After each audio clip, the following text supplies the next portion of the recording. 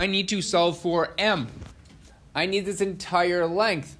Well, if we look at this, this is an isosceles triangle. So that means this length over here is also 26. And we also have angle, angle, side. So both of these are congruent triangles. So that means these segments are congruent. So I just need to find one of these segments and then multiply by 2 because m is this total length. So I'm going to go ahead and I'm going to call this x, and I'm going to solve for that x there. So that would look like, well, x is a leg, so we'd have x squared, plus 10 is a leg of that right triangle, so it'd be 10 squared, is going to equal our hypotenuse, which is 26 squared. Once again, I'm looking at this right triangle here. All right, so as I do this math, we'll have x squared plus 100 is going to equal 26 squared, which is 676. I subtract 100 from both sides. We come up with x squared equals 576. The cool thing about 576 is when I take the square root of both sides, I come up with x equals 24. Now, one of my answers up there is 24. However, that is not the correct answer. This little length is 24, which means this length is also 24. So m is actually 24 plus 24. So m is going to equal 48, which was A. The correct answer was A. Just be careful when you do these. All right, if you make a variable up, make sure it's your whole answer and you don't have to multiply by 2. In this case, we did have to multiply by 2.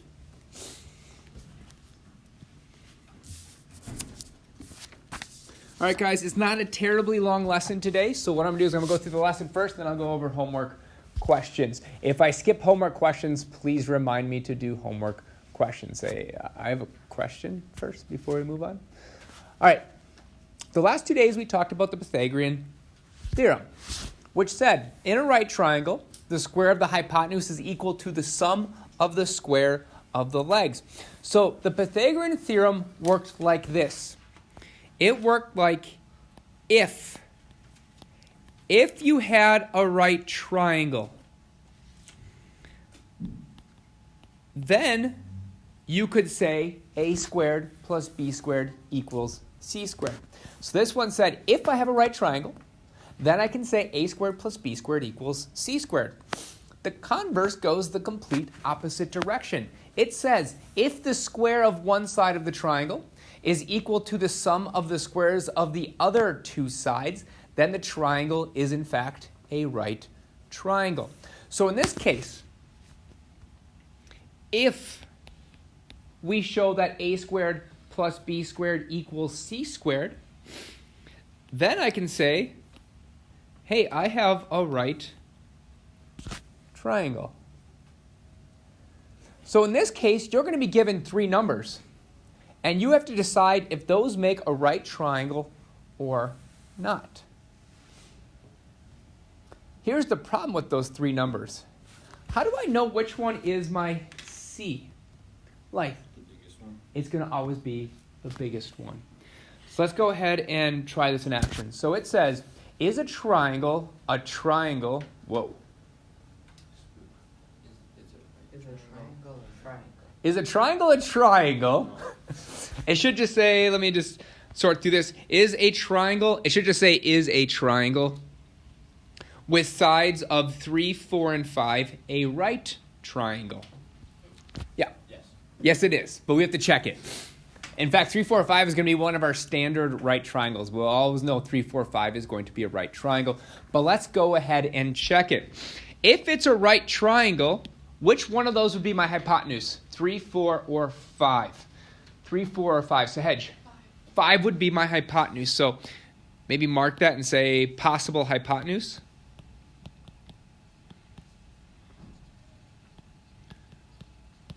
So that's my possible hypotenuse. So that would mean if this was a right triangle, we would check 3 squared plus 4 squared is either equal to or not 5 squared. So I leave a little blank there saying, I'm not sure if it's equal to or not.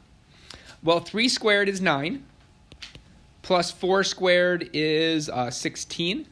That has something to do with 25. Well, that's 25, and that is equal to 25. That checks out. It is a right triangle.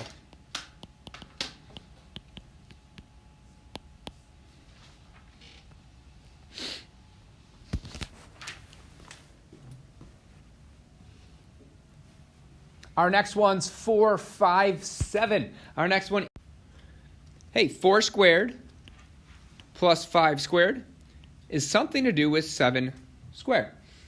Either it's equal to or it's not. Well, 4 squared is 16. 5 squared is 25. 7 squared is 49. 16 plus 25 is going to be 41. Is 41 equal to 49? No. So it's not equal to. It is not a right triangle. All right, let's pause right there. So it's not a right triangle.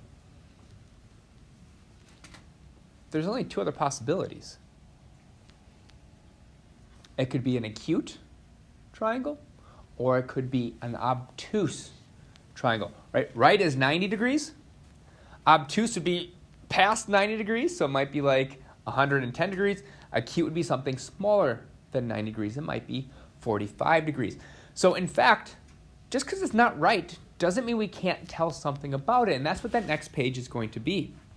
We are going to be able to classify whether something's a right, acute, or obtuse based upon our sides and our potential hypotenuse. So our first scenario is, hey, my hypotenuse squared equals my 2 sides squared and added. Well, if that's true, then the triangle is a right triangle. So then it's a right triangle.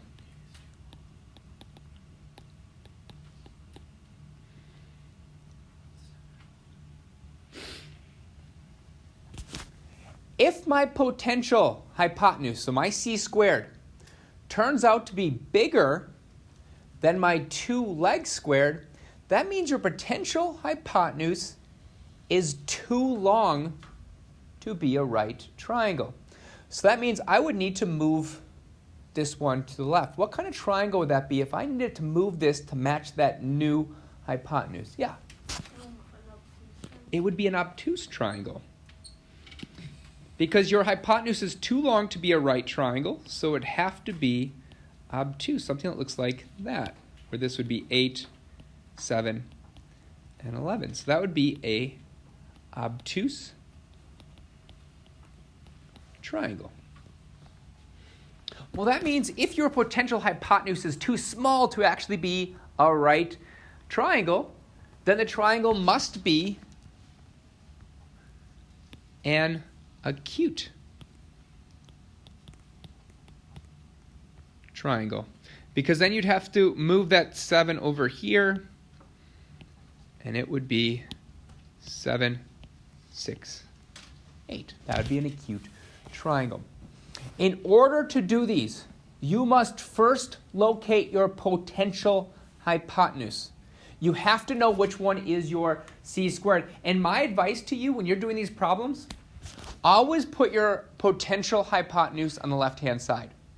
Because if you start switching it back and forth, then that greater than or less than sign starts losing kind of reality for you. You're just like, okay, what does it mean if it's less than or greater than? But if you keep your hypotenuse always on the left-hand side, you pretty much always know equal to is right, greater than is obtuse, and less than is acute. If you're someone that likes to switch stuff around, just make sure you understand that the side with the potential hypotenuse holds the power. Is it bigger than the other side, or is it smaller than the other side? Or is it equal to? Equal to is the easiest because you're just like, oh, it's a right triangle. I don't even care if I got it right or wrong. All right, any questions about these potential ways we're going to do this? Remember, locate your potential hypotenuse first. All right, so we have 3 problems. Is a triangle with sides of 11, 17, and 22 a right, acute, or obtuse triangle? Which one of those numbers is my potential hypotenuse? Ethan, 22 is my potential hypotenuse. So I'm going to put that on the left-hand side. I'm going to go, okay, 22 is my hypotenuse, my potential hypotenuse. So 22 squared is something compared to 11 squared plus 17 squared. That's going to give me 484 is something compared to 121 plus 289. And we'd end up with 484 is compared to 410. Well, 484 is bigger. And remember, this is your hypotenuse. That is your potential hypotenuse. Our potential hypotenuse is too big to be a right triangle. So what kind of triangle is this? Like, it is an obtuse triangle.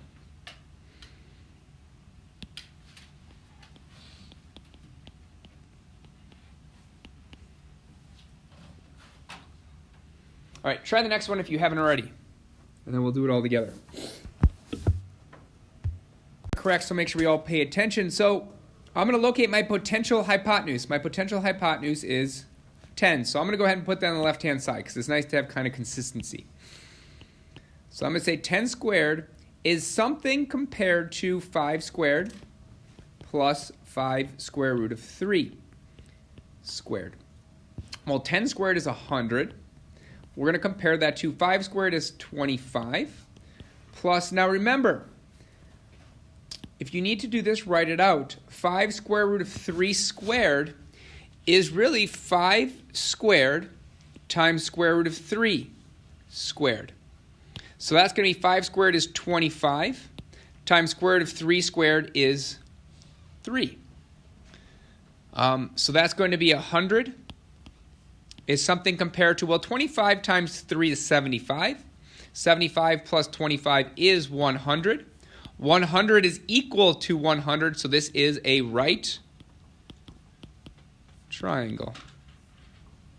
So we should have right triangle in example number 2. Questions on that? You don't have to put your potential hypotenuse on the left-hand side, but you should, at the very end, when you have this done, you should maybe circle which one's your potential hypotenuse, so you can go, is it bigger or smaller than the other side? I liked how it was put on the left, because then consistency creates like this ideal world where you're doing stuff correct more often than not. All right, the final thing we're going to talk about is how to come up with potential values. So it says, specify all values of x that make this statement true. We want to show that angle A is in fact a right angle, so I want to make it 90 degrees, which would mean x would be my hypotenuse. Well, the only way for a triangle to be a right triangle is for it to be a squared plus b squared equals c squared. I'm going to go ahead and put the hypotenuse on the left-hand side. So I'm going to say, well, the only way for this to be a right angle is x is going to be the hypotenuse because a is our potential. So our hypotenuse is always across from our right angle. So this would be my hypotenuse. In order for it to be a right angle, our hypotenuse has to equal our sides squared and added together. So that's going to be 5 squared plus 12 squared. So basically we're just solving for x as though it's a right triangle. So then we have x squared equals 25 plus 144. Then we'll have x squared equals 169. Now I'm going to take the square root of both sides. The square root of 169 is 13, so we're going to result in x equals 13.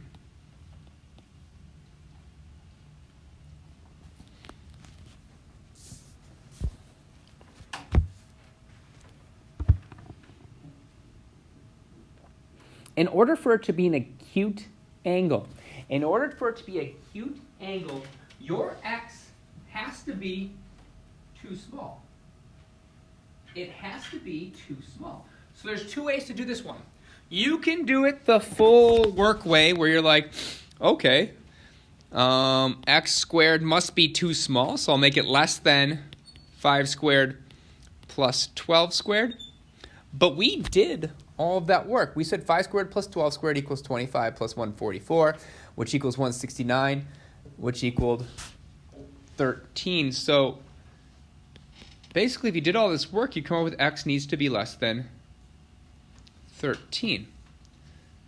So there's no real reason to do all that work. Now, for it to be obtuse, it has to be too big to be a right triangle. To be a right triangle, x equals 13. To be acute, x needs to be less than 13. So that means to be obtuse, x must be what? Yeah, more than 13. If you want to do all this work to show it's true, then go ahead. Yeah, Ethan. The obtuse big cube would matter if I just said x is equal to or less or greater than 14. No, because it could be 13.1. It could be 13.01, right? If it has to be a whole number, then you're correct. But just make it x is greater than 13 just so you can have decimals and stuff. Now let's conceptualize this really quick. This is more of a general answer. Could x be 100?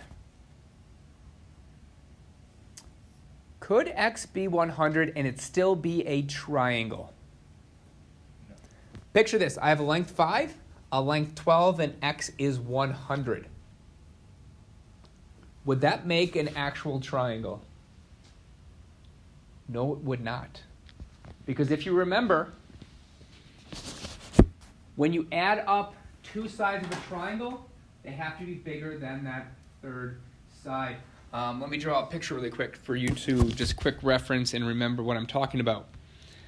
Let's say I had a triangle that's 100.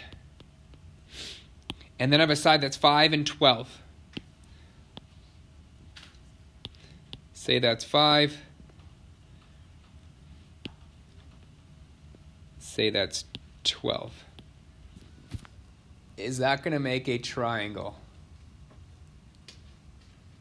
No. So we're not going to talk about that right now, but just remember, there are requirements for something to be an actual triangle, and that is the sum of the other two sides has to be bigger than that side. All right, since 5 plus 12 is 17, it technically has to be less than 17 for it to work. Just keep that in the back of your mind. That's not what I'm looking for an answer, but it's always good to review those important facts. All right, any questions for me? All right, then, any homework questions? Sahaj. Is it hard? No, it's not. Yeah, I will definitely go over 28. Let me do it in picture form because then we can just talk our way through it.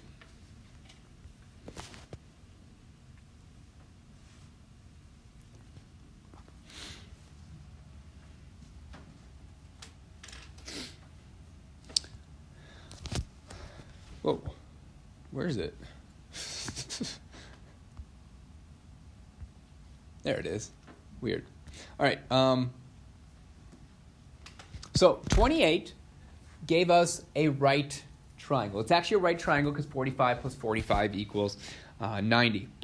Now, the thing is, since this is 45 and this is 45, this is an angle bisector.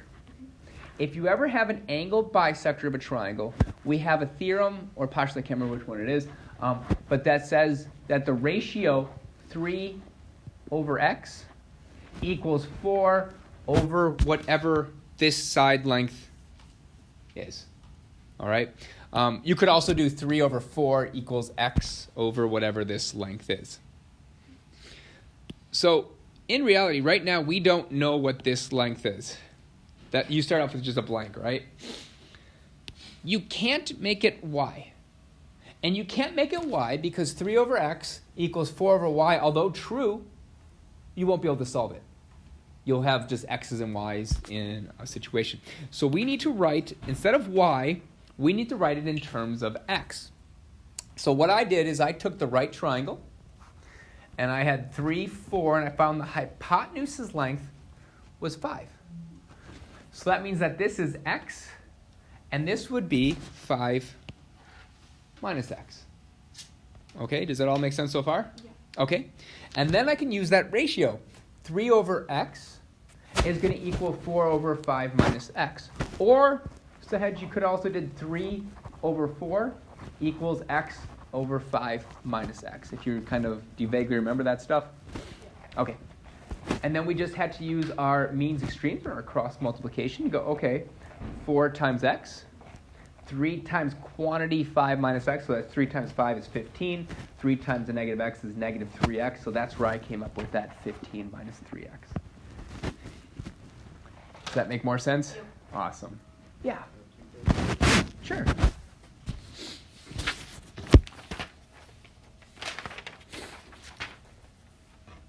So number 37, here's the hard part about number 37. It's really hard because you're not going to get a number for a while. You're not going to get a number for a while. So let's take a picture and talk about what I did and why I did it.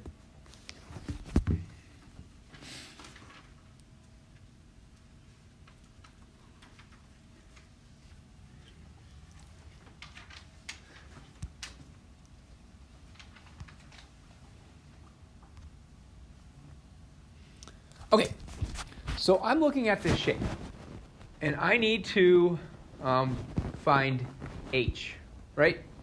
I need to find h. Well, if we look at any one of our right triangles, if I look at this right triangle right here, I don't have enough information. If I look at this right triangle right here, I don't have enough information to get to h. If I look at this triangle here, well, I'm not even sure that's a right triangle yet. All right, so I can't really solve for that. Plus, it's not going to really help me because I already know it's 21, 13, and 20. That triangle isn't going to really help me. So what I'm going to do is I'm going to highlight this triangle here, and I'm just going to start with something. I'm going to say, okay, if this is a right triangle, this is the one I put right here, and I solve for it, hypotenuse squared equals h squared plus x squared. And then, honestly, I didn't do this to start off with. All right, I said, well, that's kind of a dead end, right? Because I don't have any numbers there. So then I looked at the other right triangle. I looked at that other right triangle. I looked at this one. And I wrote that one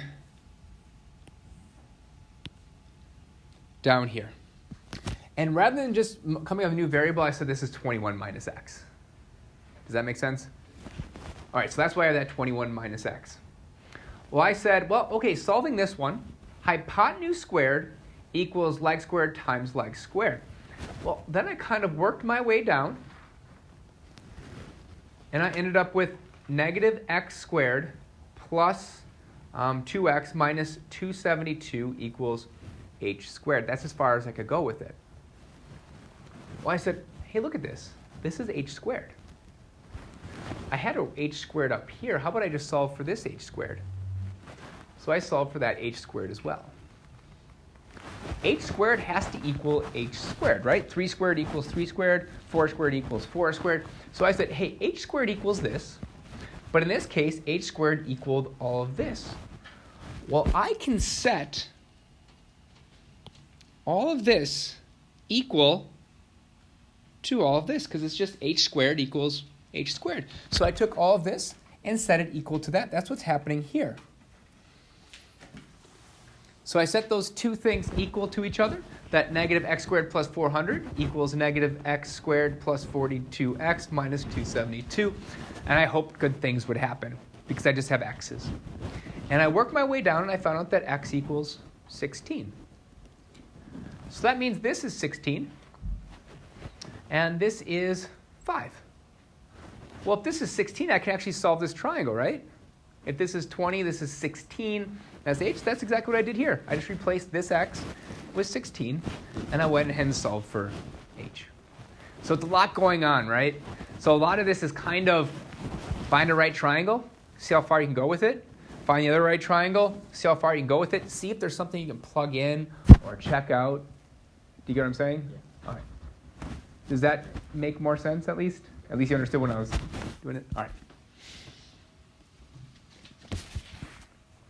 Other questions from the homework? All right then, the rest of the time is yours to work.